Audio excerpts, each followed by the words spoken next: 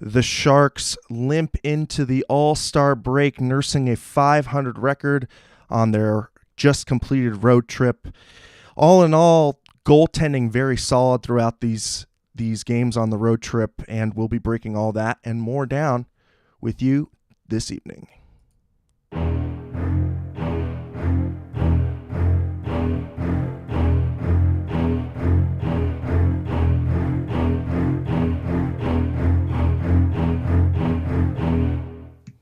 But first, if you want to be a part of the show and interact with us, follow us on the social media channels, that being Twitter, Instagram, Facebook, of course, YouTube chat, SoundCloud, Reddit, and of course, all the shenanigans that goes down in the Discord. Find everything, all of that, and more at tealtownusa.com.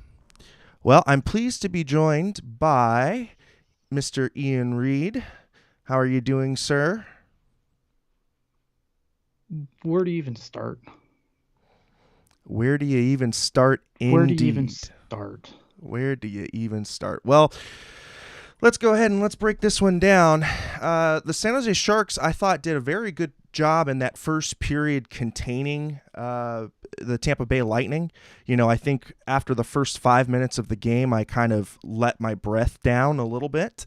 Because, honestly, I had PTSD going into that first period. I thought, oh, dear Jesus, we're going to have another one of these.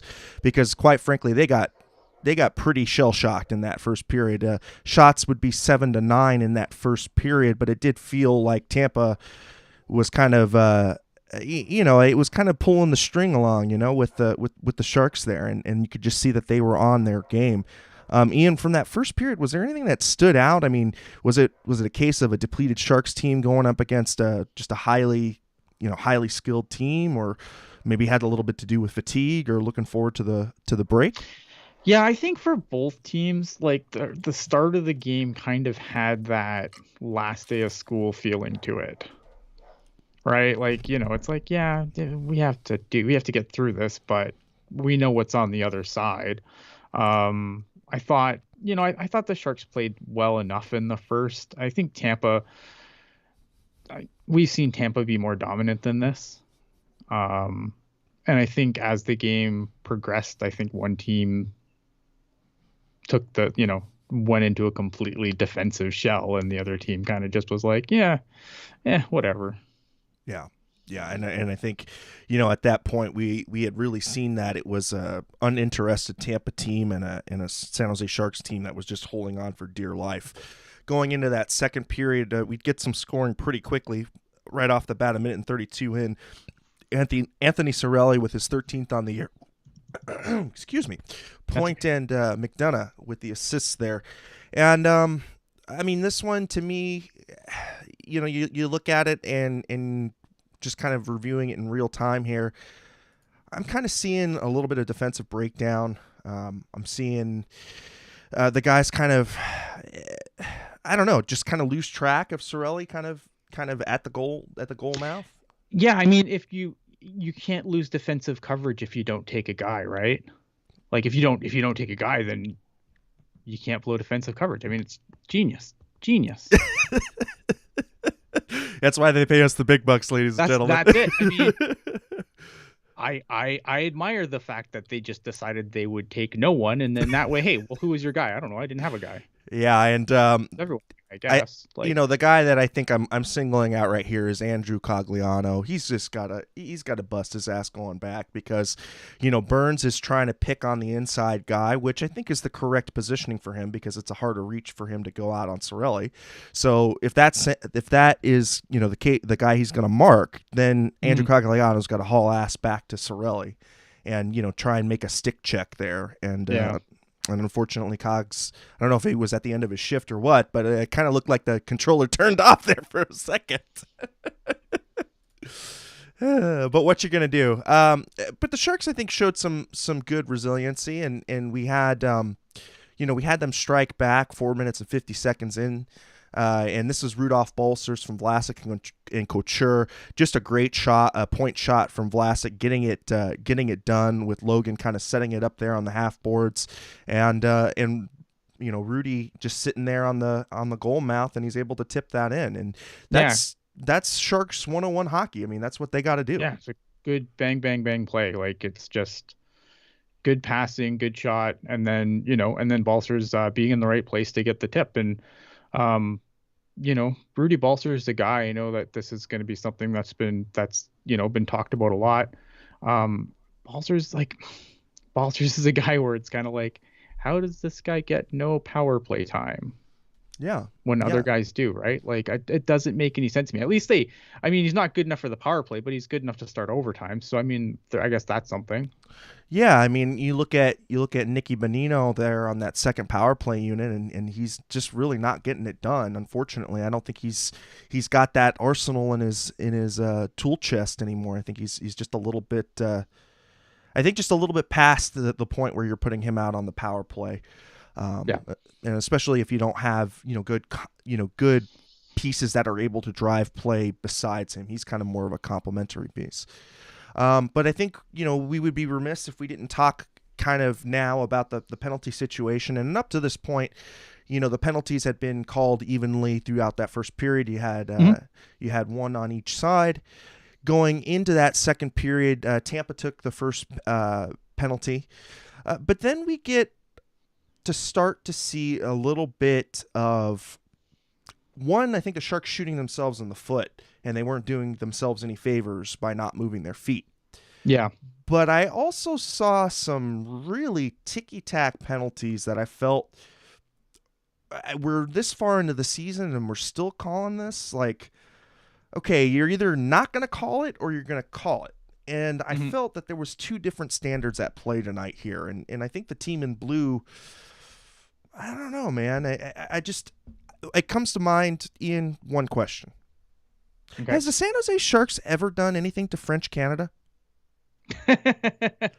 I've had this pet theory, and it's a lot of the French Canadian refs are, I don't know. It's like, did we do something wrong? I mean, yeah, and here's the thing. Like, people that have been around for a long time know that I generally don't go off on the refs. Yeah. Like, as far as the refs go, I'm usually pretty fair. Like, there's been times where other people on the show have definitely gone with the refs, and I'm like, well, yeah, I guess, but whatever. Tonight, fuck the refs, man. Yeah. Like, I don't understand. Like, and we'll get through this as we go. But I mean, like, there's a couple of things tonight where once we get there, oh my God. Yeah, so Alex Killorn, great segue there. Alex Killorn would score on the power play, 18:08. And what was frustrating about this was the Sharks had just killed the penalty because it was a really short 5-on-3, 11 seconds left, and they had killed the 11 seconds, but then would score on the ensuing power play that would come up. And that was the call on Logan. And I think we've all seen the refs take a more conservative approach if a team has, let's say, a delay a game type of penalty that's assessed. They normally don't look for another penalty to call on the power play. It's like they don't normally try to shoot the team in the foot again while they're already, handicapped. So what I thought was very interesting was they picked a hook on Logan Couture. And this was after both Couture and Perry had been engaging with each other. And so I don't understand why they picked that particular play to call, because it looked very, very. It was a soft call for sure. The hook on Couture was a soft call. I mean, there was a couple. I'm curious as to where the arm went up, because when I watched on replay, I think there was a couple of moments where I thought, well, that's soft, or was it this, right? Like, there's a couple things where I'm like, yeah, I guess that's a hook, and that was a hook too, I think. But I'd like to know where the arm went up on that one. Yeah. And Grayson, thank you so much for the super chat donation. $4.99 from Grayson Hendricks. Bro, either it's a tripping call or it's an embellishing call. It shouldn't be both. Love you guys. Keep up the great content. No, appreciate it, dude. And all of course, all of the super chat donations and the Venmo donations go directly back into the show, and we're able to keep the lights on and doing this for you. But getting back to the game, I mean, so that was kind of the harbinger, I think, that really kind of set up that third period, because we go into that third period and the Sharks would then be given a power play. But the way in which they had to get that power play, it was kind of ticky-tacky from Stamkos. I think that there was a trip on Hurdle, and I think an interference on Hurdle that because Sergachev had laid a check while Hurdle was down on the boards in the offensive zone, that I thought should have been called before the penalty on Stamkos on Cogliano.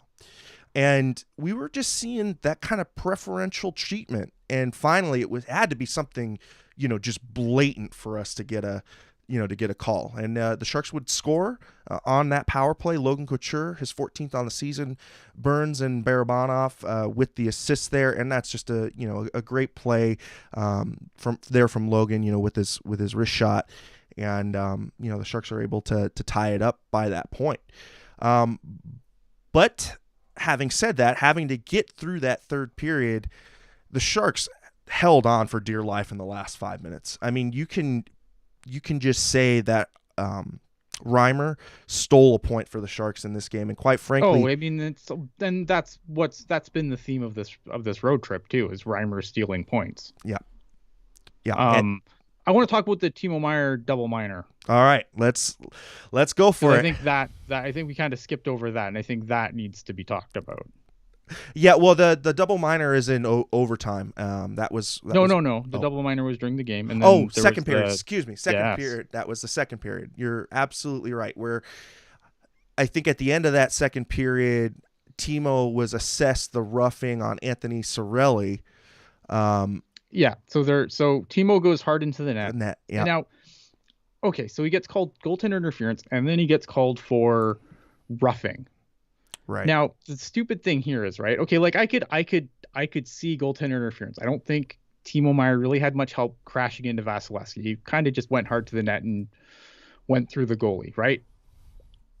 I could see where you'd call a penalty there, and then obviously there's going to be a scrum because you touched the goalie. But like Timo Meier crashes into Vasilevsky's face down on the ice, and then of course he has to get jumped because he hit the goalie even though he's face down, right? So 3 Lightning players jump on him, and somehow he gets a roughing call out of that. Yep. Like, I can understand if you want to call goaltender interference and then you want to call a roughing on Tampa after, fair trade. I think I wouldn't even be on here arguing that. But to call a fucking roughing penalty on a guy who's face down on the fucking ice when 3 guys jump him, like, what in the hell? This is like, it was it last game where they got an extra minor because the door opened and Vial had to, the door opened, so that's 2 minutes apparently now. Like, right. What in, like, this is where, like, the officiating, to me, like, that's where the spotlight really starts. Is it's just like, what are these double minors against the Sharks the last couple of games? Like, I can see goaltender interference. Like, that's fine. If you want to call that goaltender interference, I will give you that. Because Timo didn't. It wasn't like, a Tampa player rode him into the goalie. It was just a hard play to the net. It's going to happen. Sometimes you take a penalty on an offensive play. And Timo's trying to look for something to get a goal. So yeah, you crash into Vasilevsky, goaltender interference, fine. And and maybe I'm being generous here because I know a lot of people in my timeline weren't even happy about that call. But I don't know how the Sharks get 2 penalties out of that. Yeah. But at least, like, but I'll give the Sharks credit in the other aspect though. Like, I gotta love Jacob Middleton coming back first game after being out for how long. And he was right in the middle of everything, man. Like, he had a lot of jump. He's the new sheriff. Like, he had a lot of jump tonight, and I loved the way he was sticking up for his teammates. He was like a dog chomping at the bit there, because he was engaged. He didn't seem, because some guys can come back from a concussion and kind of be a little ginger the first couple of games. We didn't see any of that. I mean, he was. No, man, he was right in the middle of everything. Like, he went in there, and basically anyone who was, like, even looking at another Shark the wrong way, like, he was skating around. He's like, okay, who's coming? Yeah. Who wants a piece of the stash? Like, So, big credit to Jacob Middleton there after, being out for so long to come in. And, like I said, man, there's a new sheriff in town. Apparently it's Jacob Middleton, Yeah, so because no one wanted any of that. Mids had a 15-minute and 33-second outing tonight. Very good for his first outing back. And then I think the other guy we would be remiss to not talk about is Mario Ferraro. I mean, that kid, there's just what more can you say than just a gutsy warrior kind of guy? I mean, if this kid isn't wearing the C in the next couple of years, I'm going to be kind of disappointed. I mean, I think I know that we all love Hurdle, and I think I was on team Captain Hurdle, but if you're looking for a guy to replace a Pavelskian like spirit, he could be the reincarnate, so to speak, because Mario Ferraro he gives everything. He gives everything. Yeah, I mean, the current captain's gonna be around for a while though. That's true. That's never mattered in San Jose before, but yeah, that's true. But yeah, and Ferraro looked fine. Like, he had that one little stumble there on that one the shot where he tried to take there, and I was like, maybe someone shouldn't be in the lineup. But I thought, other than that little misstep, which could happen to anyone, ice is slippery. Yeah. News, this just in, ice slippery. So yeah, no, I thought it was fine. Going on to what you were talking about though with the Sharks turtling, yeah, like such a weird like bunch of emotions, right? Because like after watching that last 8 minutes of the third period, like I'm like, God, man, like this team, like if this team pulls it out, like great, because you beat the Lightning and 2 points is 2 points, but like, man, like if that, I'm hoping periods like stretches of period like that are not a sign of things to come. I understand that Tampa Bay Lightning are really good. I understand that they're the defending Stanley Cup champions back to back, but the amount of turtling in that third period was just gross. I mean, and I think that was very reminiscent of last season, right? Where the team would just get totally dominated and not look like a cohesive unit. And it looked like the team of last year in that, I think in the last 10 minutes of that game, to be quite honest, because like you could see them being probative about halfway through it. And then it kind of just died within, I think, the minute 12 marker. And it just was all Tampa Bay. You could just see Tampa Bay pressing like, okay, we don't want to, take this to overtime. We want to just get out of here and get this done with. And they put the foot on the metal. And it was very impressive to see that display from Tampa. But Optimus Rhymes, dude, he stands up on his head and he gets the point for the Sharks, getting them into the overtime. Yeah. And then, we're 2 minutes into the overtime, and we gotta talk about the embellishment, the tripping, and the embellishment. Let's talk about the delay of game first. Oh, okay. Well, because Palat goes in to the net, doesn't really lose his footing, kind of conveniently. Like he does stick his leg out. He sticks his leg out. Yeah, I mean the Sharks are going to go 2-on-1 the other way, but he takes the net off, so of course the play has to be blown dead. Yeah. Right. And that, that should be a delay of game. It should be. I think that in my opinion, there's two procedural things that need to happen. I think one, we really do need to go to, if the net comes off, but you have possession of the puck, that the game should still continue. I definitely agree there. Like that's something that I would like to see too. Like I agree. Like if the Sharks are the ones that have the puck, why are we blowing that play dead until Tampa takes possession, right? And then the second part of that is they need to be more mindful of teams doing this, where you've got a defensive player explicitly trying to take the net off to delay the game, and the refs have been consistently trigger shy on calling this. And we've seen it creep up more and more as the 3-on-3 overtime becomes a little bit more known, a little, there's more I guess, data and history on how to play a 3-on-3. And I would say that the percentages probably favor you there, taking the net off versus having the 2-on-1 go the other way. Absolutely. I mean, it's 3-on-3 is the Wild West, man. Like a 2-on, like the one thing that's awesome about 3-on-3 when it's not coached to death is that you get these cool odd man rushes and stuff. I mean, the whole idea of going to 3-on-3 was to end games sooner instead of just 5-on-5 until a shootout, right? They don't want as many games going to show, which is why they brought in 3-on-3. But I think when you have like situation like that where, I mean, I don't know, it seemed pretty like even like everybody, the broadcast, like on my timeline, blatant. like it was just pretty obvious. And again, like this is coming from a guy. If you've watched this show a long time, I'm a guy who doesn't really get on the refs that often. No, I mean you're very fair. I think. And I think even almost so on the conservative side, where you like to give the benefit of the doubt.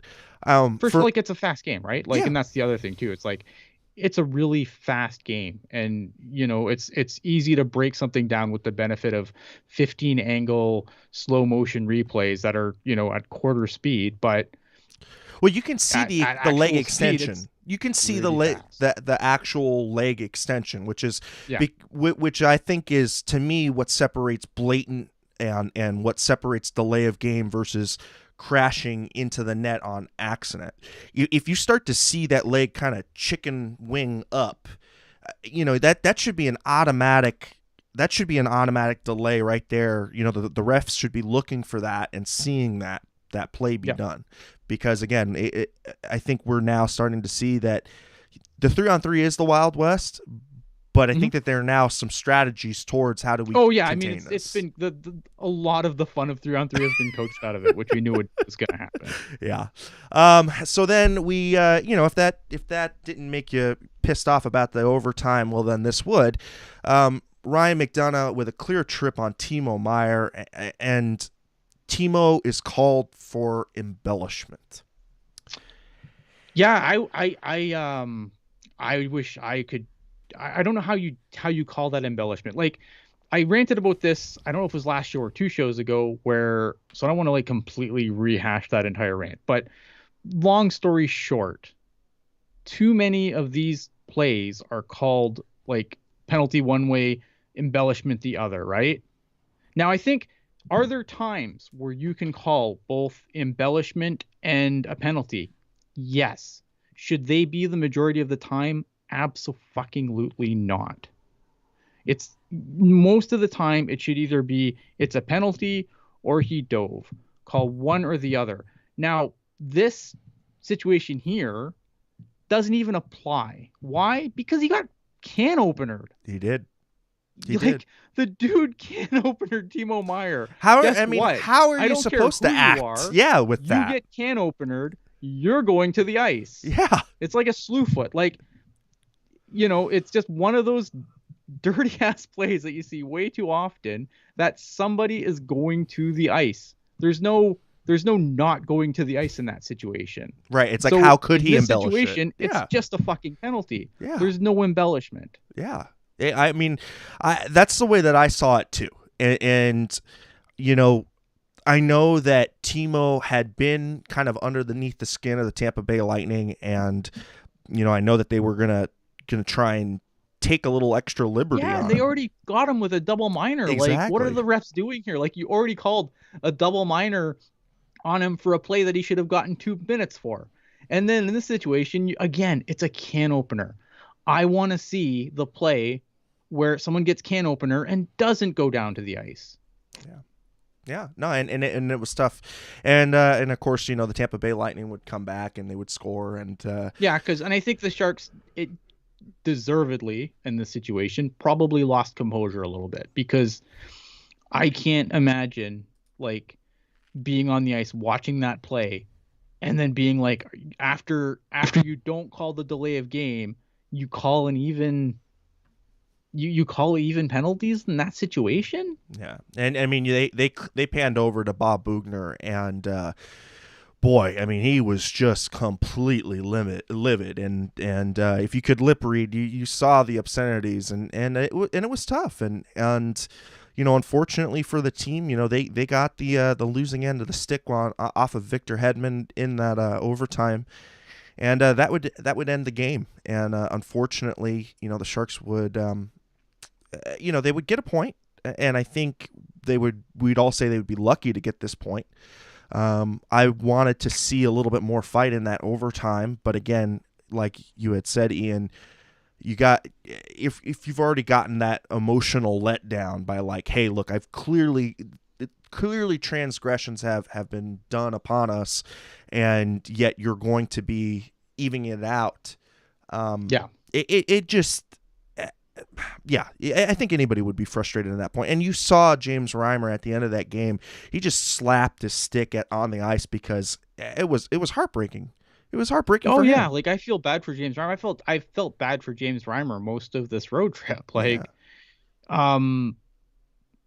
like James Reimer has stole the Sharks points that, they probably didn't deserve. Like it's frustrating because of the way if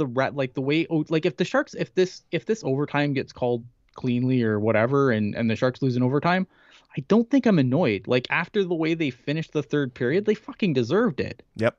But to get jobbed like this, and don't get me wrong, like Tampa's a really good team, right? I'm not saying that, if the Sharks get a power play there, they end the game, but maybe they do.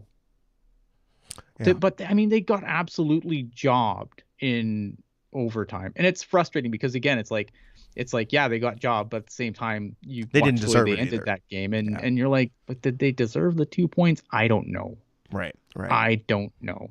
Well, we've got AJ manning the Zoom calls for us, and we've got some quotes coming in. This is from Brent Burns. We knew it was going to be a tough trip, 5 in a row against tough teams, close to getting 2 points in a couple of games there. Just have to grind every night. Yeah. I mean, we'll come back to that. Yeah, for sure. Let's get through some quotes, and I got some thoughts. Yeah. Mario's extremely tough, a character guy, team guy, incredible shape to do that. Play hard minutes. That's Mario. He's that kind of guy. That was Brent Burns on 27 minutes of ice time for Mario Ferraro in his return. Yeah, how do you not love Mario Ferraro? Yeah. Reimer's been great for us. It can't be said enough. Huge saves, but it's about time we have to play every game. So should he, laughs. Okay, so tongue in cheek there from Burnsy. But, I mean, honestly, though, the team has not played commiserate to the level of play that James Reimer has played, right? Yep.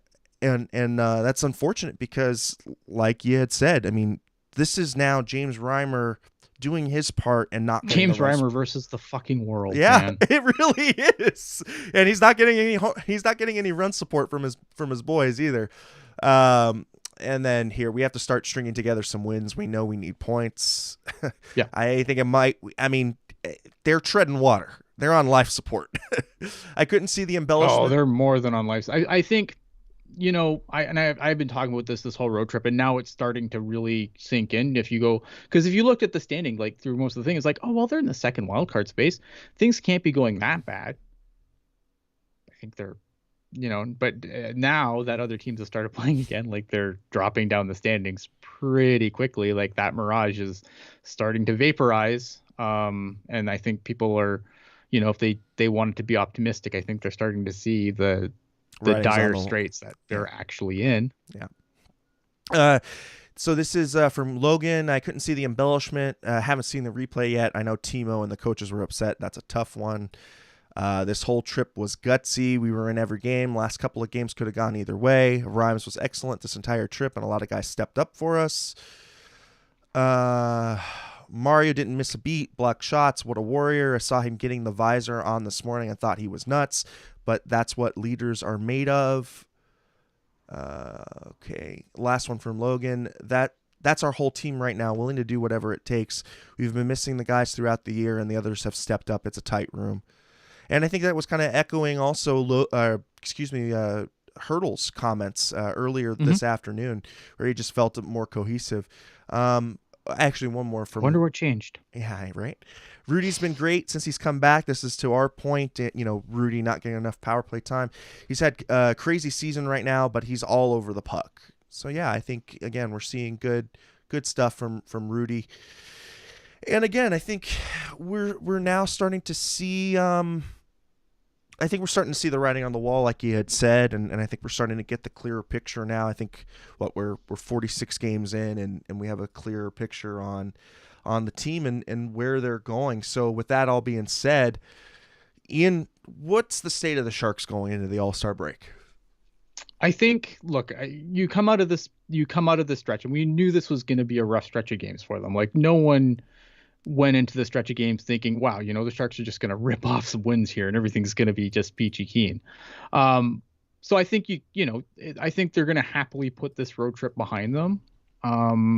They've got a lot of divisional games coming up, right? These are the games, like, they've gotten through this. Now they have to really buckle down and start playing divisional rivals that they haven't done. I think they've played, what was it, 2-2 or 3-3 against the division so far? I mean, so there's a ton of divisional games coming up that are gonna, if you're an optimist, make or break the season. I think it's just gonna determine how good of a draft pick the Sharks are gonna get in the spring. Yeah, let's give a little context on that. In just quickly running down the standings right now, Vegas sitting number 1 in the Pac division with 55 points, but Anaheim is just right there with 55 points as well. Vegas has 3 games in hand, so I think we can see that Vegas is still the upper echelon of the Pac division. Los Angeles, 46 games played, 53 points, and this is the killer, right? This is if you're a Sharks optimist and you're saying, okay, maybe there's a little bit of light at the end of the tunnel. I just got a news flash. LA's lengthening the rope here. I mean, that's 5 points already that they're up on us. Same number of games played. Calgary tied with us in points, but they've got 6 games. And 6 games in hand. I think they're playing right now, are they not? Yeah, they're losing at Dallas right now, but still, I mean, so even if they lose this game, they're still got 5 games in hand. And same with Edmonton. Edmonton's 1 point behind us, but they have 5 games in hand. One other scary note, Vancouver's still hanging around, and they have 45 games played with 46 points. So they're dead like the Sharks. But the Sharks in 3 weeks' time could conceivably fall all the way to 7th. Yeah, I mean, it's the Sharks are going to go and hang out with Vancouver and Seattle, where they probably would be if things had if everyone had played normal games. Right. And look at and again, I think there's things that the Sharks deserve a ton of credit for, right? Obviously moral victories don't help you in the standings, but I think, they've definitely had some moral victories this trip. Getting the goaltending they've gotten from James Reimer, I shudder to think how awful this team would be without him. Yeah. Just how awful. It's not good. And again, I don't think this is a playoff team. I think that the window the things that would have to fall into place for them to legit make the playoffs are just astronomically not in their favor. Yeah, and I think the other thing too is that that this team looks like a team in kind of retool mode. I mean, it's got the hallmarks of being outshot a lot of nights, having to have strong goaltending. Again, though, I mean, you look at this, it's easy to say that after this road trip where the teams above them, the teams they all played are, teams that are either leading their division, close to leading their division, all definite teams that are going to be in the playoffs for sure, with a bullet. Yeah. But it's a good barometer, though. It's a good barometer to see where the team is at. Absolutely. I would agree with that. I mean, it's a good barometer. You can kind of see what this team's made of. And I think, and again, I still give the Sharks a lot of credit on this trip, man. They stole some points. Reimer, helped them. They've dealt with a ton of injuries this season, and I think they've done okay. But I don't feel like, even at full health, I don't know if I still like this team as constructed. Oh, very, very interesting. Bob Bugner on Balcers playing the power play. When you're off that long, you don't want to overuse a guy. He's on the PK, on Couture's line. Well, I mean, Logan and Hurdle seem to be doing it okay. Yeah, well, but... I think he'll be a secondary PP guy, but our second unit has been real good, and you don't want to fix what's not broken. I don't know. Have you looked at Nick Bonino's points numbers on the power play? I'm just crazy thought. But Okay, Ian. Well, we kind of know now where the Sharks have kind of stood up. We kind of know a good idea of what the team is at this point. Yeah. And we've got some big decisions on the horizon. So, I mean, does this change any of your thoughts prior to to tonight's game? Has it changed the outlook on where the Sharks should point the ship, or the hurdle re-signing or trading or something like that? I mean, it sucks, right? Because like logically, you trade Hurdle for a boatload, right? That's the logic. That's the brain talking. Yeah. The heart doesn't like that so much. Not gonna lie. Yeah. Right. I mean, that's the hard thing. I mean, I'm not gonna sit here and like actively root for Hurdle to get moved. I don't want Hurdle to get moved.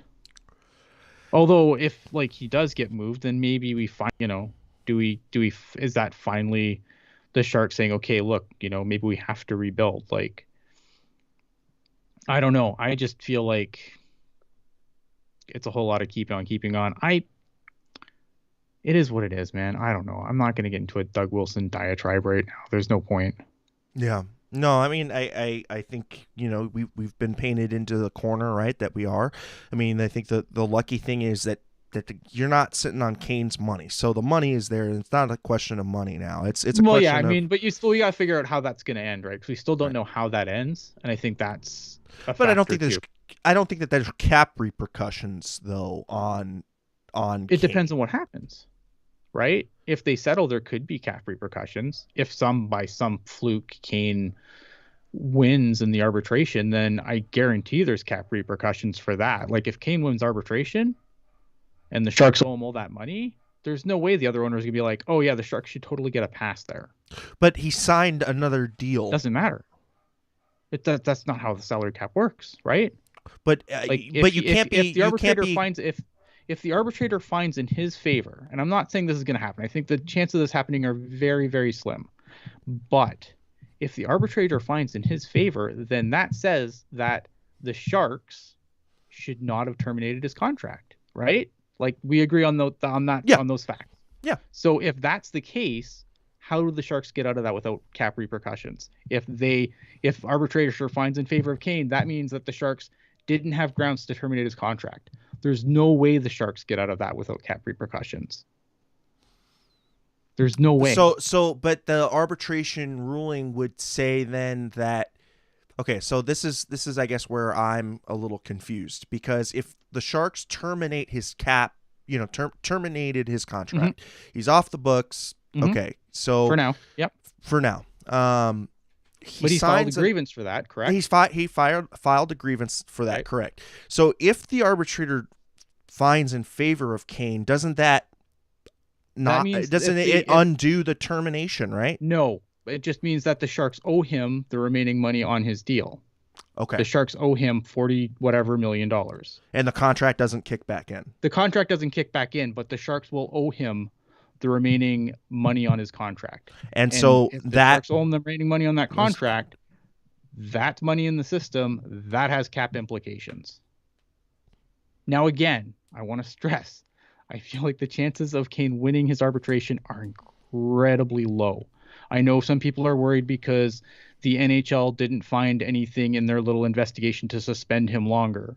But I'm not worried about that, because my question to that would be, how does a Canadian citizen illegally enter Canada?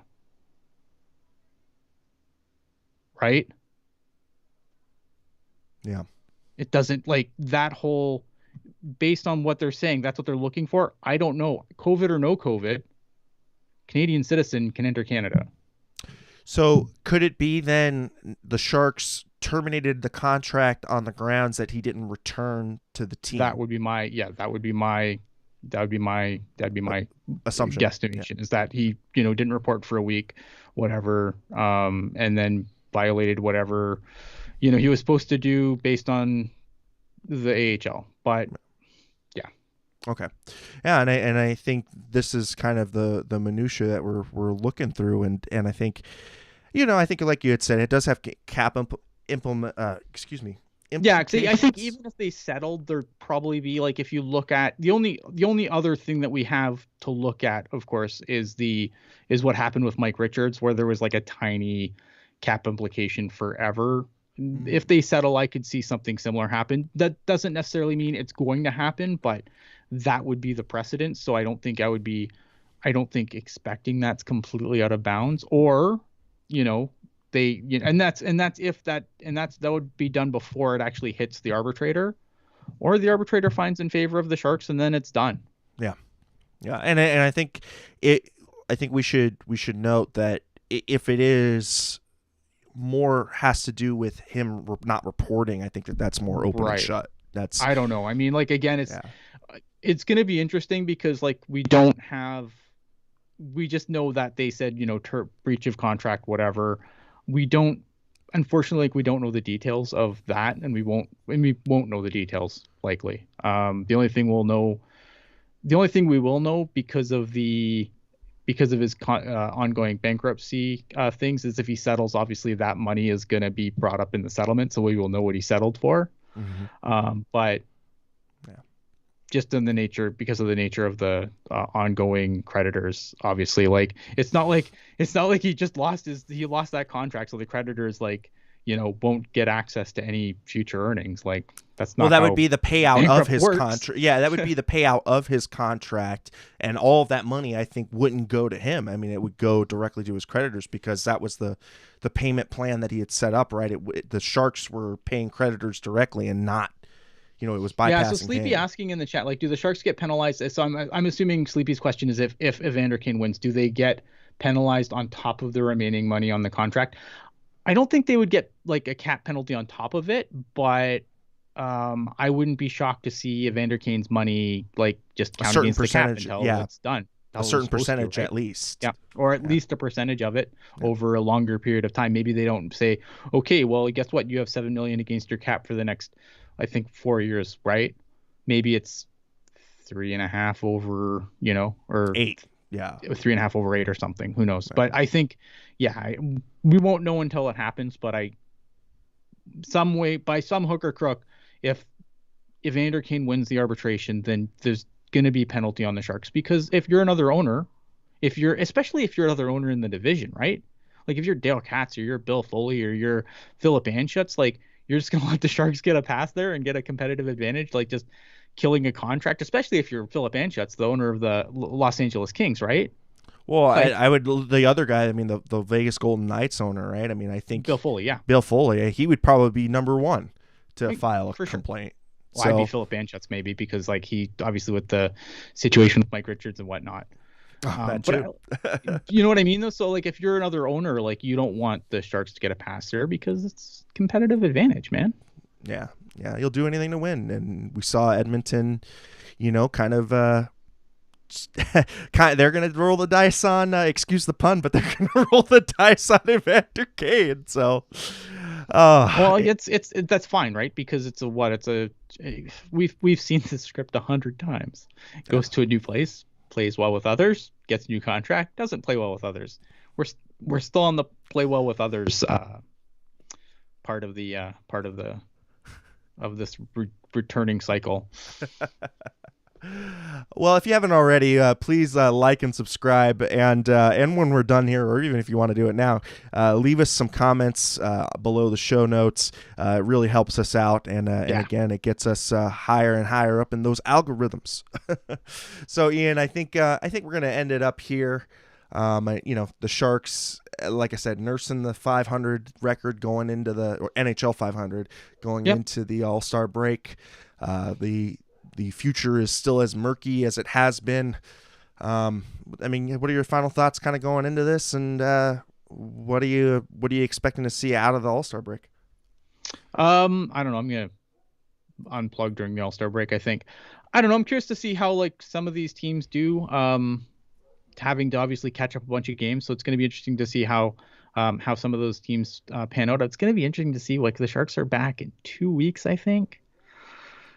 Like, so it's going to be interesting to see how they look, like the whole rest versus rust argument. We're going to see that in Edmonton. So, Yeah. Plus, Evander Kane will be there. That's going to be interesting. It's going to be an interesting game to come back to after this little break. Oh well, I mean, that shit's gonna fly. Like, I mean, Oh yeah, it's gonna be a mess, and yeah, I love it. yeah. I mean, I think you'll have VL, you'll have Middleton, you'll have Gadjevich, you'll have who else? I mean, anybody that can stand up for the rest of the team, I think is going to be deployed on that game. But yeah, I mean, it's going to be really interesting to see what is going to happen out of this All-Star break, and for me at least, I think this is a good time for the boys to rest, recoup, get some of those nagging injuries. Yeah, dear God. Yeah. I mean, and I want to see, I'm really looking forward to this, and hopefully we don't have any more COVID disruptions, because I'm really looking forward to these divisional games, because we've kind of been, like I said, 6 of them so far. Like, we're in February. Like, it's about time to finally start seeing some teams that actually play in the same division as us. I mean, we haven't seen so many teams so far. It's ridiculous, this schedule, but whatever. I'm looking forward to it. I'm looking forward to seeing how the rest of the season pans out, as frustrated as I am after tonight's game. But hockey's hockey, man. Hockey is hockey, that is for sure. And in case you missed us, check us out across all of the social media platforms. Check out that replay on the Apple Podcasts app, the Google Play Store, of course, on the Rewind here on YouTube, SoundCloud, Spotify, TuneIn, and iHeartRadio. Of course, all of that and more at tealtownusa.com. And Ian, why don't we close it out with where the people can find you? At Ian Blogs Hockey on the Twitter machine. Like I said, I might go a little quiet over the next little bit, but if you message me, if you at me, I'll always respond. All right, and you can find me at Eric Landy, ErikLandi, across all of those social media platforms. So keep it real, keep it teal, keep it real teal. Thanks, everybody, and have a great break.